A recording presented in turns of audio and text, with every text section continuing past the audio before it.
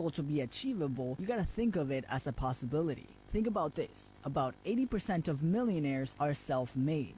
In 2015 alone, about 500,000 households became millionaires in the US. That's good to know, but how can you actually earn $1 million? Let's do the math. You can make a $50,000 salary for 20 years and you'll make $1 million. Or you can earn a salary of $100,000 and it'll take you 10 years. Or 4 years if you earn a $250,000 salary. Or $114 per hour every hour of the day. Or if you're feeling the entrepreneur spirit, you can get 5,000 people to buy a $200 product. That'll make you $1 million. Or 2,000 people to buy a $500 product, or 10,000 people to buy a $100 product. And we can keep going on all the different ways you can actually do it. Think of all the different ways you can achieve your goal. The best part of this is that you don't have to just choose one. First, understand that you can do it, especially today with the internet. Then, we can move on to the practical strategies. Step 3. Increase your income. In order to be rich, you will need to increase your income. Make this your mission, your goal to every month make more money than the last month. You can start by increasing the income you already have. If you're a salesman, you gotta sell more. If you're a personal trainer, you gotta train more people. Then you can start creating other sources of income related to your primary source. If you start to develop another income unrelated to your current one, the secondary income can distract you from your primary one, and then you wind up with only one source of income again. So if you're a personal trainer, you can start selling workout supplements, for example, or start up a YouTube channel and start selling there too. Do anything you can to prove to yourself that you can increase your income. Cardone says that the creation of wealth is not about saving or investing, not at first, but to increase your income. Once you start building your income, you move on to step 4. Step number 4. Who's got my money? This is a simple question that many entrepreneurs don't ask themselves. See, you don't need to make money. You need to connect with people who already have it and exchange it for your product or service. These people have your money. Make a list of the people who have your money and spend as much time as possible with them to make sure you get your money. And since you already did the math, you have a good idea of how many people have your money in order to reach your goal. Remember, the more people you can help, the more money you will make. Step number 5. Stay broke. There's something that might happen when your income starts to grow. You start spending more money. Cardone says that once you start making more money, you gotta stay broke. When Cardone was starting to make a little more money, he moved all of his surplus money into what he calls his sacred accounts. These accounts were out of his reach. This is what you will have to do if you don't trust yourself with money. As Cardone says, money gets bored. If it sits around in your checkings account, chances are it'll get spent. Plus, purposely staying broke and moving all of your surplus money to an out-of-your-reach account, you force yourself to produce even more sources of income. Unlike most people, you won't increase your spending as soon as your income grows. Step 6. Save only to invest. Do not just save to save. Most people save money for their dream house, a new car, or even for a rainy day. Cardone says to save money only to invest. If you look at the average person, they are saving money for a rainy day. And once they do that, they start saving money to buy bigger stuff. But if you look at people who became rich, they saved money to invest. Cardone says that you can start investing when your primary source of income is strong and dependable, because every investment has a bit of risk, and you don't want to put yourself at risk. That is one of the reasons why income is the starting point of wealth. Cardone says that he will not buy a deal if it isn't a sure thing. If he looks at the worst case scenario and still makes money, he goes all in. This is the scariest part and one of the main reasons why many people are not rich. Because when you start investing, you might deplete your sacred account. Because the money that you worked so hard for and spent time building is not in your safe account anymore, but instead is working for you to build more income. Step number 7. Multiple flows of income. This is the holy grail of wealth, to have multiple flows of income. You will feel much more confident when you know that the more flows of income you have, the less your wealth and financial security will be at risk, and the easier you will sleep at night. A mistake many people make is that they walk away from sources of income. Most people try to replace their income. The rich try to focus on adding more flows. Cardone says that you should never walk away from a stream of income no matter how small it is, unless you absolutely have to. The second mistake of creating passive income Cardone mentions is that many people try to build extra flows of income that they're not familiar with or is unrelated to the first. This causes many people to lose focus on the first one, causing them to lose it. And now they're back to only one flow, sometimes smaller than the first one. By creating extra flows of income that supplement your initial one, you are able to strengthen both simultaneously. The example of the fitness trainer earlier is a great illustration of this concept. At the beginning, you work a lot to develop multiple flows of income. But once your income starts to grow, you can make this process faster with money, because now you have enough to invest. At this point, your focus should be to strengthen your current flows of income and produce more to secure your financial freedom even more. Step number 8. Repeat, reinforce, and hyper-focus. Developing yourself is one of the most powerful ways to keep growing, not only your income, but your life. You should dedicate time to develop yourself and become better on all areas of your life. Whether that is social skills, developing a network, or being more persuasive or influential. And a few words of warning. Many people with the middle class or even poor mentality will tell you that you work too much. Or they might even criticize you because you become a threat to their status quo and their comfort zone. So just be ready for some of your normal friends to lose interest in you, and be ready to meet people who are as hungry as you are. And this was my take on Grant Cardone's Millionaire Booklet, which I think packs a lot of information for a very small book. So if you want to get a hold of the book, I got the affiliate link in the description below. Alright guys, make sure to subscribe to not miss on any of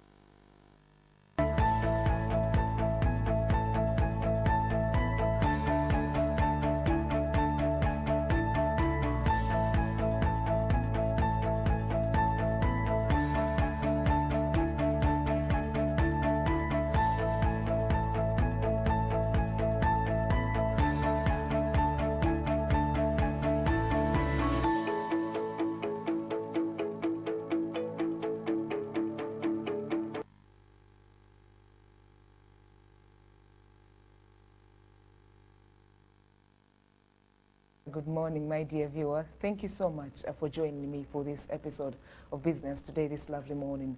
A beautiful Thursday to all of you. You make us proud every single time you choose a national broadcaster to inspire. Coming to you live from Nile Avenue Broadcast House. My name is Sandra Kahunde Gaba. It is a Business Today. Well, today you can expect quite a lot onto the show. As always, we start with the corporate news, as what is trending from a business desk as far as the sector players are concerned in the region. And thereafter, we'll be having a guest in studio who is already on standby. And not forgetting that today is this whole week has been a financial inclusion week. And yesterday, we had Oshichi Charles from Enterprise Uganda giving us more updates on what it's all about and how Ugandans can really tap into understanding it. Today our guest in studio who is on standby will be giving us a more to do with the financial inclusion, and not forgetting how insurance can be incorporated as far as financial inclusion is concerned. And later on, as earlier on at the top of the hour, 9 a.m., we brought you those features that help you to learn how to save and how you can value money. You don't have to wait to have it in bulk, then you'll treasure it and know how to utilize it. We always bring you those features that come through each and every single day to motivate you when you look at our personalities, when you look at all those updates that come through, not forgetting business sounds, which will also be coming your way later on before it tops the hour of 10 a.m.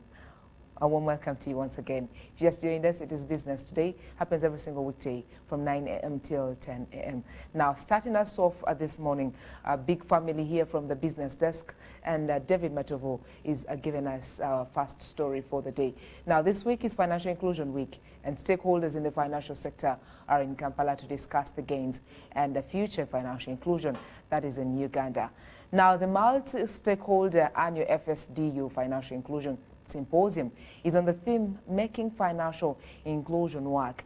Financial inclusion has increased in Uganda with 78% Ugandans accessing financial services or a bank account, although bank accounts are dormant and owners cannot afford to use them. David Matovo takes us on. Is unemployed in your opinion? The annual Financial Sector Deepening Uganda Symposium on Financial Inclusion, ongoing in Kampala, seeks to find ways of operationalizing financial inclusion. Recently, Financial Sector Deepening Uganda released the FinScope Survey 2018 that indicated growth in financial inclusion by 78%. However, experts say that majority of the bank accounts held by adults in Uganda are dormant. The accounts that are being used, especially mobile money accounts, they're still used for only one purpose, which is payments, person-to-person payments. Right now, the profile of somebody who uses a bank, based on the data we have, is a man, is somebody who has secondary education, and somebody who lives in the urban areas. What we need to do is push those products and services more rural, where the large population lives, and make sure that it's useful for and meaningful for everyone. Financial sector players at the sidelines of the event have postulated a multi-sectoral and stakeholder effort to make financial inclusion work. Interoperability is very important as well. Fortunately, I know that in Uganda, MTN and Airtel work together, but in many other countries, that's still not the case, and obviously that also has a restriction. So whose job is it to make that? Well, I think it's not just one, but obviously it's working. It's the operators, it's the government, it's you know, kind of, companies like us. I think it's about partnership. You know, these days, this type of work is about partnership and collaboration. The event has also converged key financial managers with the Minister for Finance, Matia Kasaija, Central Bank Governor Emmanuel Motebile, and World Remit co-founder Catherine Wine to keynote. Meanwhile, Huawei Uganda has handed over 250 million Ugandan shillings to MTN Uganda to facilitate this year's MTN Marathon.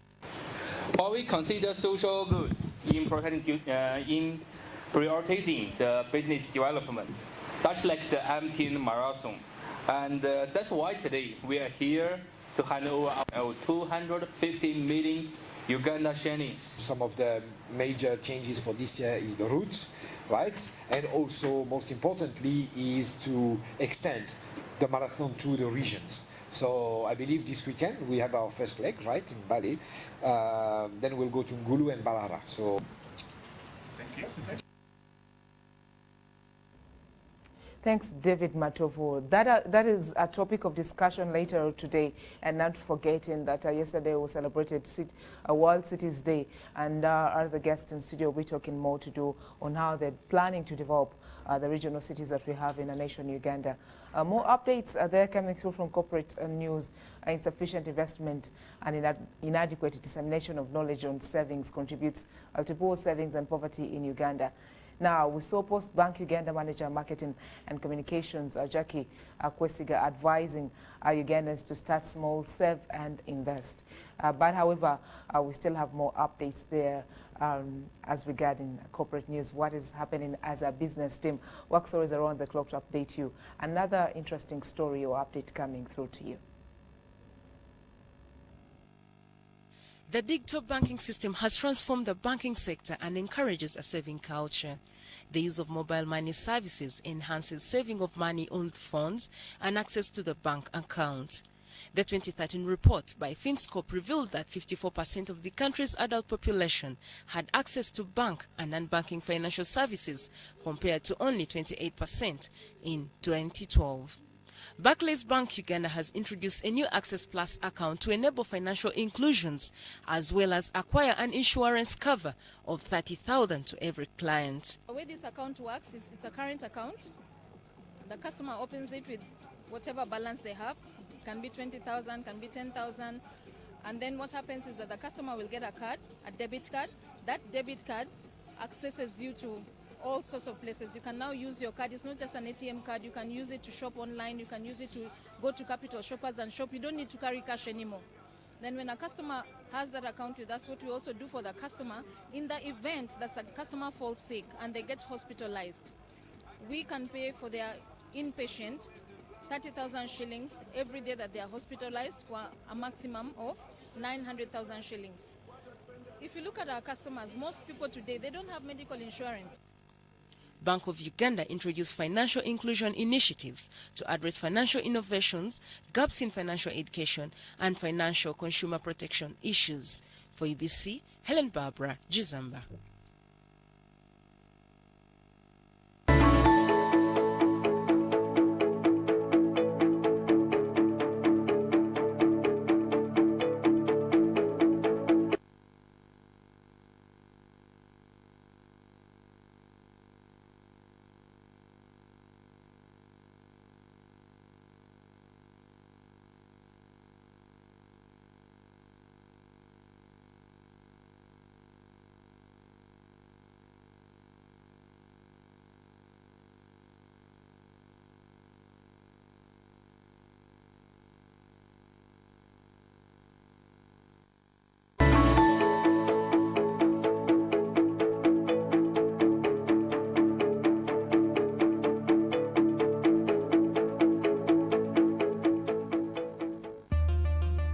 Jacqueline Tuyambaliwe Mengi is a well-known figure in Tanzania, an award-winning singer and performer at Win of Miss Tanzania in 2000. But she's proven to be much more than just a pretty face, opting to shift from a comfortable career in interior design consulting to full-on time furniture manufacturing, and the founder of Dr. Tuyambaliwe Foundation, a charity organization which provides libraries and books to local primary schools. Jacqueline is making her own mark on Tanzania's economy and taking her place among a growing lineup of successful women in business. She began her career as a musician in 1997 with the Tanzanian band the Tanzanites. She performed as one of the lead vocalists for 3 years. In 2004, she released her first solo album with the hit single Nalia Kwa Furaha.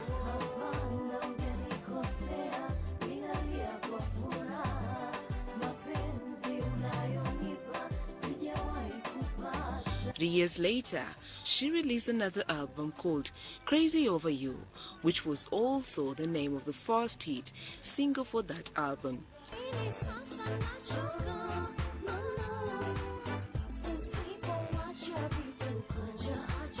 In between all that crazy success, Jacqueline won the title Miss Tanzania in 2000 and went on to represent the country in the Miss World pageant, where it definitely opened many opportunities for her to grow. After almost 10 years in the music industry, she switched careers to interior design. In 2013, she registered her own interior design company, Amoret Limited.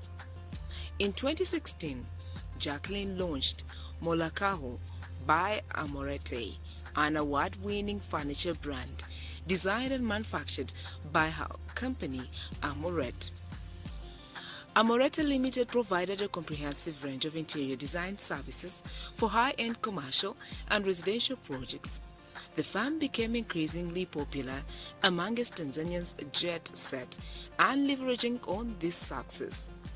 Despite her growing success, Jacqueline explains that the lack of information and bureaucracy in establishing and running a business is an issue with which she, like many women business owners, have to struggle in order to be successful.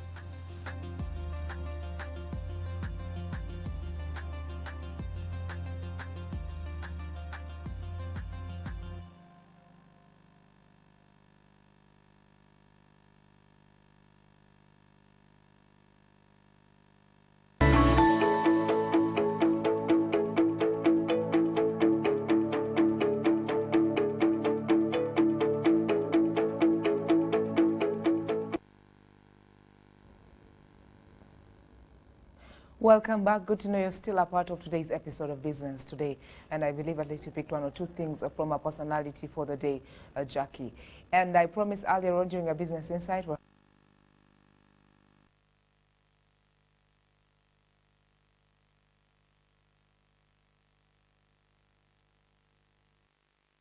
an update from David Matovu, still on the same issue, and that is during corporate news. And also saw another update coming through as the banks enrolling agents to educating the population on how to save and increase earnings. And there we saw Helen Jizamba, who was letting us know that the Bank of Uganda remains firm on financial inclusion policy. That is an update that came through. Now, I want to find out from the insurance sector how is this possible? That is as regarding their angle and as far as financial inclusion is concerned to the Ugandans. And having Sunday Protasio from Insurance Regulatory Authority of Uganda, and is going to be helping us break it down. You're most welcome to the program. Good morning. Good morning. Thank you for inviting us to this very important show where we are interacting with Ugandans about the subject of financial inclusion. Before I go to insurance, probably I was honored to chair the steering committee that undertook the FinScope survey study, which has been the major source of information in this whole week. We saw a lot of progress from 2006 when the first survey was conducted. And in 2018, it was established that many more Ugandans are increasingly becoming financially included. Because in 2006, the percentage was only 57, which managed to go up to 78 in 2018. That shows a 21% increase in financial inclusion, and certainly a reduction in financial exclusion from 43% in 2006 to just 22% in 2018. Now, what does that mean?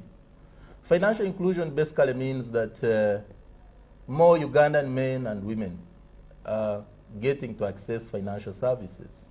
And the financial services here, we are looking at a spectrum of services ranging from banking, to capital markets, to insurance. So the number of people has gone up, and that is good for the economy because studies demonstrate that countries that are more financially included exhibit higher levels of growth and development. So that is good for the country, but the study also went ahead to segregate or to look into the details of who are these who are financially included. Of course, there was a very interesting and probably important finding, and as you may expect, that financial exclusion is more pronounced in rural areas. And for a country like Uganda, that's where a majority of the people live. And that raises important questions in as far as policy is concerned. How do we ensure that we get these people included amongst the group of the poor included? But also importantly, amongst the 78%, about 50 or so percent are informally included. Now, informal financial inclusion means that these people are engaged in, for instance, VSLs, Village Savings and Loans Associations, ROSCAs. They're involved in informal insurance undertakings, like in Uganda we have popular groups like Muno Mukabi, groups organized around burial, groups organized around savings, among others. The unfortunate bit of this is that these are not regulated. Now, in terms of sustainability, that raises sustainability issues. But one important lesson that came up was how can the formal sector tap into these informal settings to make sure that the informally included are formally included. Because it is only the formal inclusion which policy can target and influence.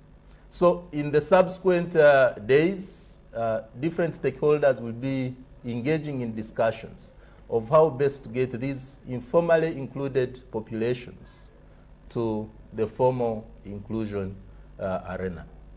Now, in as far as insurance is concerned, the survey showed that... Well, maybe for the viewer out there, just getting to know what you're explaining, and that is to do with the FinScope survey that you did for 2018, and those are some of the major findings that you came across, knowing that there's still a percentage that is not financially included. And yesterday, the symposium you had to do with the FinScope survey, a symposium still on the same issue, financial inclusion.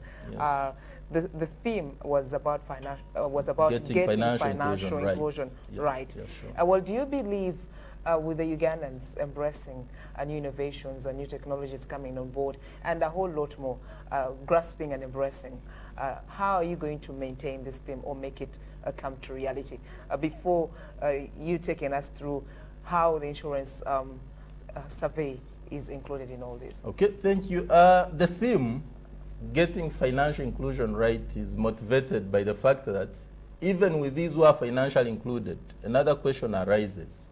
How included are they? If we talk of the people holding bank accounts, I think it came out very clearly that a number of these bank accounts are dormant.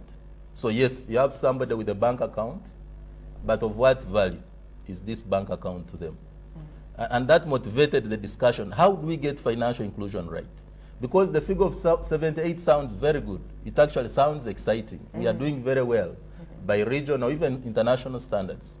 But does it make sense? Does it mean anything to you and me? Does it translate into our pockets? Does it translate into our improved well-being, where you have a significant proportion of Ugandans having accounts which are dormant? Does it make a lot of sense where the inclusion we are talking about is the inclusion of people organizing in village groups, people coming in today and leaving tomorrow? It probably doesn't mean a lot. And that motivated the theme, getting financial inclusion right. So that when we talk of a certain figure, we're actually talking of meaningful financial inclusion. Because like I said in the beginning, I said there is a positive correlation between financial inclusion and development.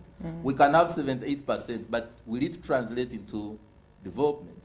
And hence, the symposium brought different stakeholders on the table to look at the details, the nitty-gritties in these findings, and see why are people's accounts, why do people open accounts and they remain dormant, for instance? Is it because they don't understand, they don't have a particular motive when they are opening accounts? Could it be issues of cost? Could it be issues related to access? Is it awareness? What is it? So the symposium is aimed at trying to dig deeper into these findings. We also look at the informally financially included. Why is informal, for instance, informal insurance gaining more traction to formal insurance? Is it that there are certain things that the formal insurance companies or players are not doing right? Can we draw lessons from the informal insurance players so that we bring them to the formal and be able to get this vast population on board on the formal spectrum? And strike a balance. Exactly. Well, now, since you're talking about insurance players, regarding to the insurance survey, it talks about Ugandans are standing at 220,000 when it comes to the intake of grasping the financial inclusion itself. Why do you think we have that slow intake? Yeah, generally, the uptake of insurance is still low. But probably for this FinScope, the figure was understated, and we can understand because of the scope where the study was undertaken. If you look at most rural areas, the current insurance regime has not spread so much to the rural areas. So for this study, a significant proportion of it focused at the rural areas. And we can understand why the figure was very low. But also the approach which was adopted, they were looking at households. If you find my house help at home and you ask her if you have insurance, she will certainly say no. Because I'm the one who is aware that I have a policy for my children, that I have a household policy, that I have a policy over my life. So we can understand. But that said, probably the reality of the insurance uptake in Uganda could stand at about between 2.5 to 3% adult Ugandans having an insurance policy, which translates to somewhere between 2 to 3 million Ugandans. And that is still low if we are looking at 44 million plus Ugandans. And the question is why? Now, there are reasons to explain this. One is that the existing former insurers have traditionally focused on high wealth quintile class, making insurance unaffordable for the low-income earners who constitute a significant proportion of the population. But we have borrowed lessons from different countries, and as a regulator, we have come up with a dedicated regulatory framework for microinsurance. Because the potential of microinsurers in Uganda stands at about 10 million people. So if we can bring these 10 million people on board, then it is possible that the uptake will go up, but even the penetration, currently we talk of a penetration of 0.81%. Penetration is basically the premiums, the ratio of premiums in the total gross domestic product.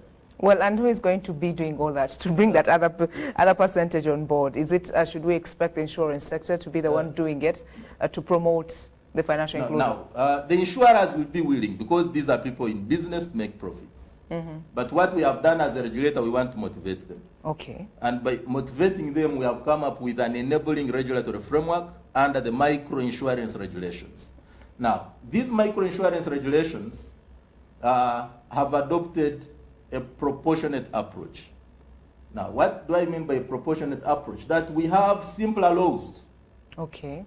Simpler restrictions to make it easier for the former insurers to access this mass market with minimal restrictions. Now, there is a challenge with these microinsurance or the low-income people. One, they are dispersed. They are far away. So if a former insurer is to access them, then the cost of operation will be high. But two, you're also looking at low premium policies. Maybe you are looking at a policy of 10,000 or 20,000. Now, the average cost of getting those policies on board will certainly be high. And that's why we want to make it as cheap as possible from the regulatory point of view for them to be able to access such markets and also make some profits. Because they are commercial entities, they will only go into those things that make commercial sense. Well, quite amazing the way you're planning to do it all, to bring the rest on board, reducing on the premiums, which is really going to be cost effective to you, I believe.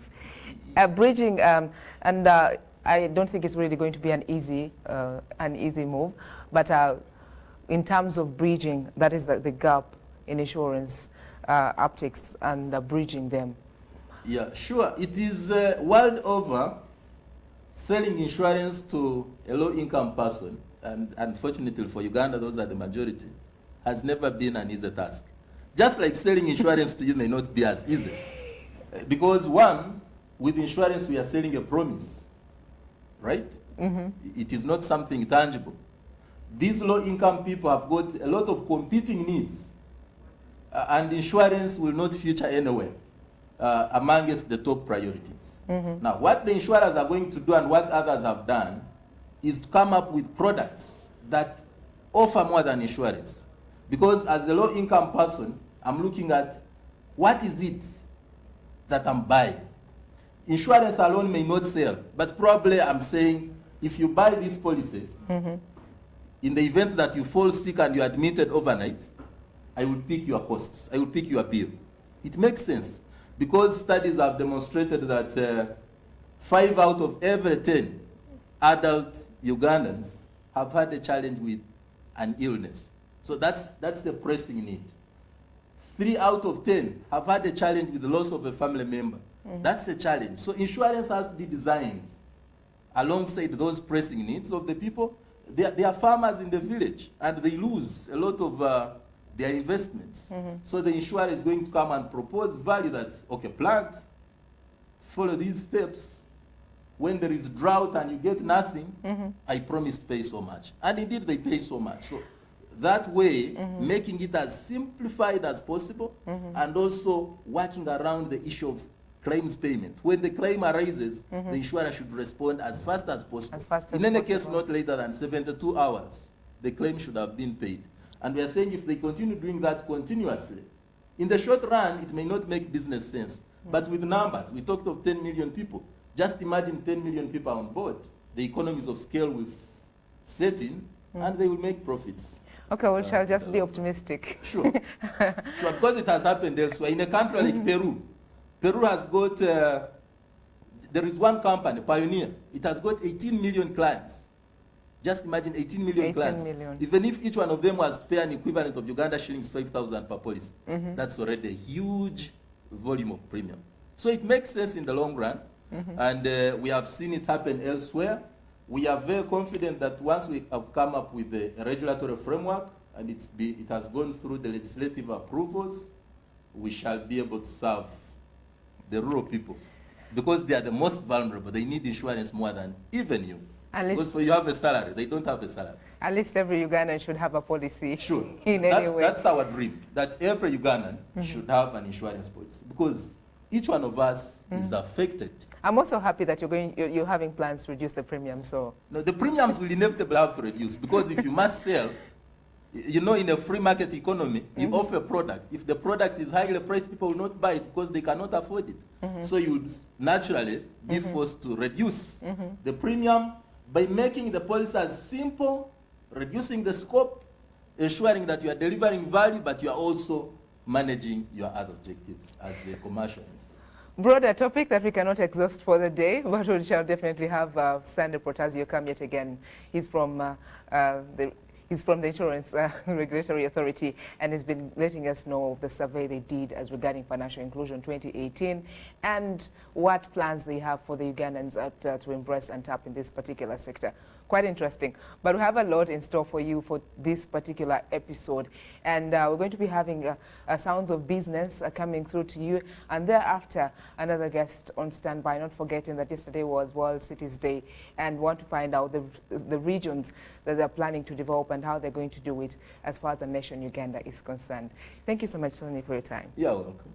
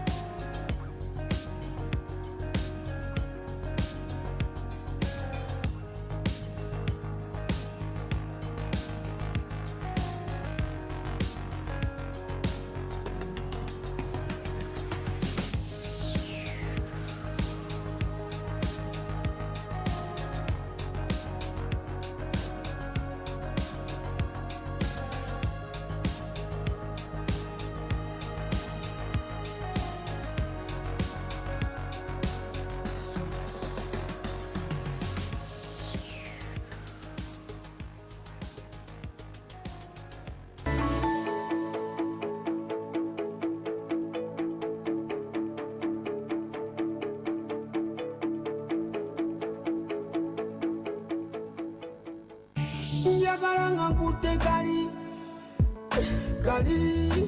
yeah. Nga nsafinga ku data oyo wa free yeah. Ku speedi nga ya 4G nga bwenjoga njagala kali yeah. The Airtel 4G smartphone is here, and now you can experience the real power of 4G speeds for just 200,000 shillings. And also get 5 GB free data every month for 3 months and free 4G SIM card. Now that's value for your money. The Airtel 4G smartphone is available at authorized Airtel outlets countrywide. Airtel, the smartphone network.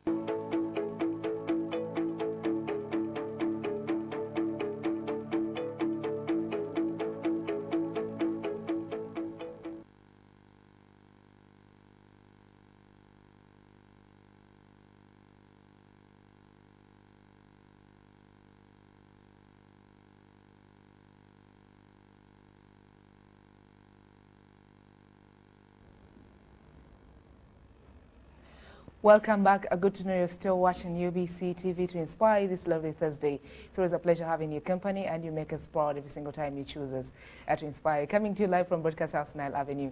It is a business today. Well, earlier on, we're talking about financial inclusion, and we'll give you updates as far as the corporate news is concerned there. And still giving you more of a business insight. I have yet more guests in studio with us, and not forgetting that yesterday we were looking at a World Cities Day, and there's a lot in store, lots of plans to develop our nation Uganda, and that much more we're going to be discussing shortly before it clocks the hour of 10 a.m. But maybe just briefly, we saw shelter settlements alternatives have warned of disasters arising from poor planning. They say that urban managers lack capacity to handle urban population. Now that is to do with what we had in store for you in case you watched our timely news hours, the updates that we gave through to you. Now on this particular topic, I'm having Fono Charles. I'm and I'm also having Empire Precious, and they're going to be talking more to do with that. You're most welcome to the program. Good morning. Good morning. And the extreme, I have a Precious. How are you? I'm okay. How are you? I'm all right. Good to have you on the show. We're looking at a World Cities Day, and I believe there's really a lot in store. Maybe I'll start, they said ladies first. Anyways, I'll start with my immediate here, Fono Charles. Just the viewer out there getting to know the organization representing and the plans you had in store for yesterday's celebrations. Yes, my name is Charles Ofono, the General Secretary of Shelter and Settlements Alternatives. And I'm a gender champion at SSA. Mm-hmm. So whether you start with me or Precious is not a big deal. But as we celebrate and commemorate the World Cities Day, yesterday we engaged. And one of the things that we are observing is we want to ensure that development partners, key stakeholders, sector players in the cities give us the ideal city we want. So the ideal city probably we're going to discuss in detail as we proceed. But ideal city, we are going to look at a city that is full of infrastructure. When you enter a city, the road that brings you to the city or gets you out of the city matters a lot. The exposure you have to the nature of human settlement, those are pictures of the city. The spatial planning for the city residents and guests. The services, tourism sector, hotels. Do you need to go to school? Do you need to go to a health center?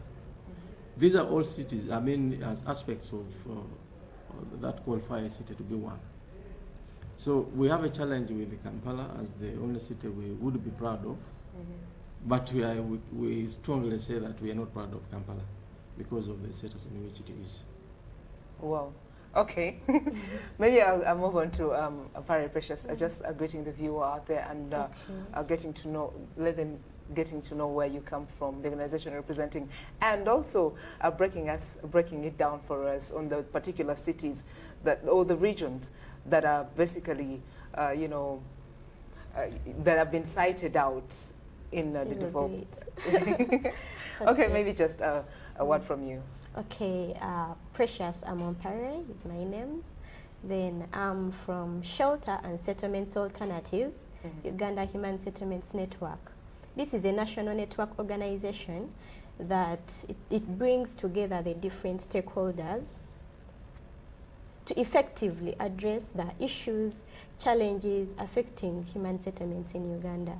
And they do this by partnering with a lot of community-based organizations, civil society organizations, where they sensitize communities at large about home cleanliness, environmental protection, home organization for a better living and a better stay.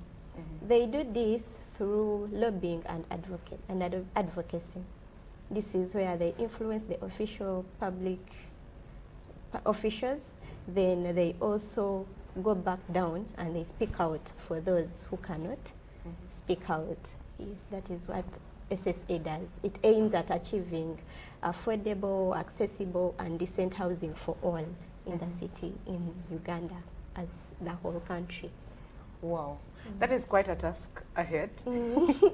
Because, I mean, when you look at the housing itself in the different regions, even could say that they're closer to Kampala, which we call our biggest city, and you look at, well, that reminds me when they were challenging the landlords out there to get to, reduce on the amount, but at the end of the day, make sure we have good facilities, maybe for health issues, the hygiene. Yes. And I'm just thinking how you do it, thinking of how you manage. And I will get back to you, Precious. Okay. Back to you, Fono Charles. The regions that are being cited out as a center of focus to develop a nation to the cities that we want them to come through. What are some of those regions? First of all, we must really applaud government that there has been a decision to decongest Kampala. And probably what brings congestion to Kampala is because of the services that people perceive to be available here in terms of housing, in terms of services, electricity, telecom services, and tourism attractions on the sides. But efforts to decongest Kampala cities, would-be cities, have been identified, including Mbarara, Jinja, Gulu, Mbale. So these are going to be regional cities, but the advantage we have now, these cities would call them still virgin enough to allow infrastructure development. The road networks in Kampala here, I think the British planned Kampala for a few people, but incidentally, it is a city of attraction for business, opportunities, and all those things that would attract a human being to come to a city. So it is now a good idea that we need to take cities to the people to try to decongest on the pressure of Kampala. So we will call upon, but this one requires a lot of investment, and it requires as well the political will to support the infrastructure development. Because as you may be aware, budgeting and allocation of resources is dependent on the political will. And the political will brings in the aspects of prioritization. As you may be aware, even the city we talk about today, Kampala, we don't have enough human capital to run Kampala, alongside many other things. So these cities, which are still relatively virgin, is good enough for planning to allow for us to have ideal cities. And as we take these cities to the regional areas, it's going to be another point of a center of innovation and probably creativity to create that rural-urban linkages. So that what would bring somebody to Kampala, somebody can get it in Jinja. What would bring somebody to probably Kampala, somebody in Gulu, somebody from Barara can still access these things. So this thing requires a multi-stakeholder approach. We need thinkers, we need the residents of these areas to be party to the planning. We don't need to plan for them because they know the ideal livelihood and the living area that they would dream of. So this business of saying that, you see, we'll plan this one for you, this is how to go. No, we need to involve people from the beginning so that they know the kind of the city, they want the services, they want. So, of course, the technical aspect of where you may need this, but it is not as practical as you may think. That's why we shall need technical persons. And this one requires a lot of investment. Well, I agree with you. Yeah. But allow me to take you back. You talked about Kampala not being the ideal city that we all anticipate or yes. will expect it to be. Why should you come up with such a statement? Why do you think Kampala is wrong? You yourself, you can testify to this. I strongly believe you have. But I believe you've done enough research and survey more than I have. So because a move away from Kampala city to a neighboring city, for example, Nairobi, when you come back, you will think you are yet to travel to get to a city. Now, speaking about even decongesting itself, do you think people really want to leave Kampala and go elsewhere? Do you think they will embrace that particular change? The services will take people there. Because if the services I can get in Gulu also is available in Kampala, why should I come from Gulu to come to Kampala, for example? How about those cities that you're talking about, the regions yes. that you've cited out, Jinja, Entebbe, and other areas out there? Don't you think they also get to the same mistakes as Kampala itself? These towns are still virgin and good enough for planning. But I'm worried that they're already facing the challenges Kampala is facing.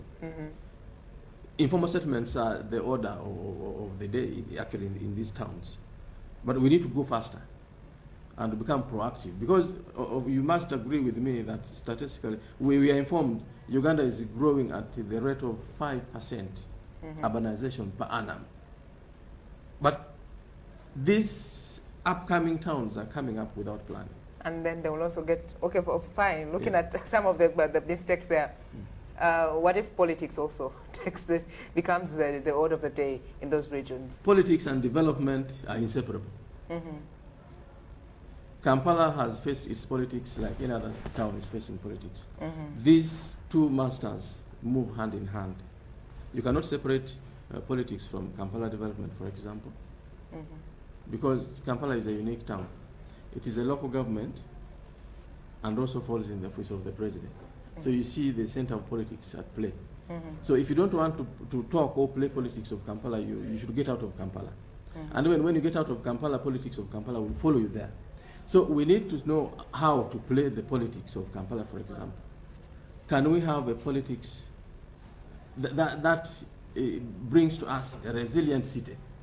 A city that the people desire, a city that people can cope even when there is a shock or a stress. Kampala is not that. I'll move to Precious. Some of the challenges you've encountered, because I mean, your task, the task that you have ahead of each and every single day to maintain the region, maintaining the hygiene in those various places. What are some of those challenges or issues that you can cite out for Ugandans to change or to? Okay, like we have worked mostly with slum areas, because we see with the slum areas there is that kind of environmental degradation, there is that not cleanliness, because it's a slum area. So those are the places that we have worked for like now. But the challenges we are having, it's very hard to let people from slums, to let them away, because they will also tell you that we are here because of some services that we are able to get.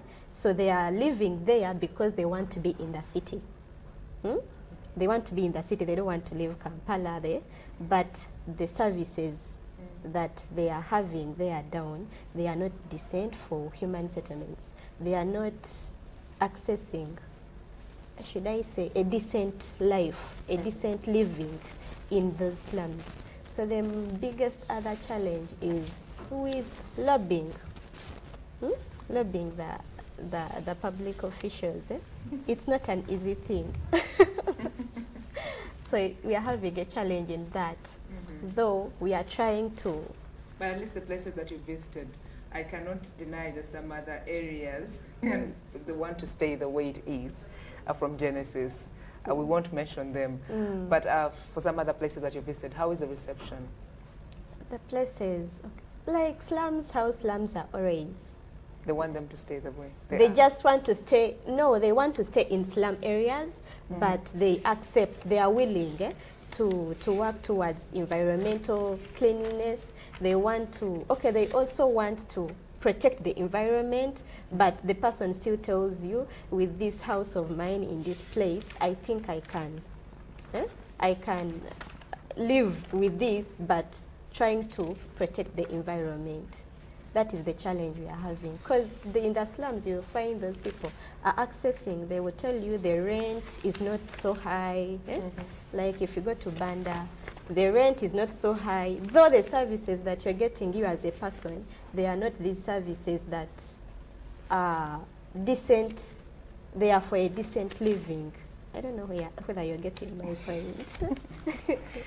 Okay, I think Charles wants to supplement. Yeah, one of the model interventions that we've done is the Bujuko housing program. We were able to resettle women from who are initially These are women living close to, and we are being able to transport and relocate them in Bujuko. These are models that we can replicate within the greater Kampala area and even other towns that are coming up. I take time to visit Bujuko. They are relatively living in a modest accommodation. They have power, they have running water. That is with the decent living. Yes. They are accessing power, they are accessing water, and they are not affecting the environment. That is the decent living we talk about. They are able to access like some services a person should access, but without torturing the environment that we are living on. Yes. Well, for the viewer out there, well, we really had a lot in store for you for today's episode. Maybe just briefly, before we let our guest for the day leave us, just an update in our Business Digest. If you pick yourself a copy of the daily before I let you go as well to enjoy your Thursday. In the New Vision, you find Kenya Airways gaining 52 billion Uganda shillings after U.S. flight as a Stanbic Bank trades 1.7 billion shillings. And Bank of Uganda, on the other hand, is starting financial literacy drive. That is an update that you'll find. On the other hand, the U.S.-China trade war slows Africa's economic growth. Those are some of the updates that we've been meeting this morning. And more on from the New Vision, a new data center to lower internet costs. You find more updates coming through to you in the New Vision. And the Daily Monitor, just a few pages that I'll take you through. You'll meet updates like government, private sector in new drive to promote tourism. And you're not forgetting that we have to promote domestic tourism there each and every single time. We do remind you, when you talk about the sector players of the nation, you can't fail to mention tourism as a sector. More updates there, matching grants and unlock tourism potential. That is improving capacity, productivity, and competitiveness of the private sector enterprises. Well, that's all we have time for now. Charles, leaving a message for the Ugandans in a nutshell. Yes. Please go right ahead. We need to be proactive in planning for our cities. So let us not go to the cities, but we can plan our cities, because this is the way to go. Urbanization is a sometimes monster, because if we fail to manage them, it will be a monster. So we need to plan for our settlements, and the settlements do not plan for us. So let's go out. But we need a lot of investment. I believe. They can find us. No problem. Okay, we are located in Ntinda, Mutesatu Road. That is where our offices are. Shelter and Settlements Alternatives, Uganda Human Settlement Network. That is SSA USNET. That is where Mutesatu Road in Ntinda. Okay. For the viewer, just I'll leave you with the Forex rates, finding out how the shilling is faring against the US dollar and other major currencies, and also the listings from the different counters as regarding stock market. Let's also get to know their performance as let you enjoy your Thursday. Thank you so much for being a part of today's episode. Join me yet again tomorrow, 9 a.m. till 10 a.m. Thank you for your time. Ofono Charles. Thank you for your time. I'm very precious.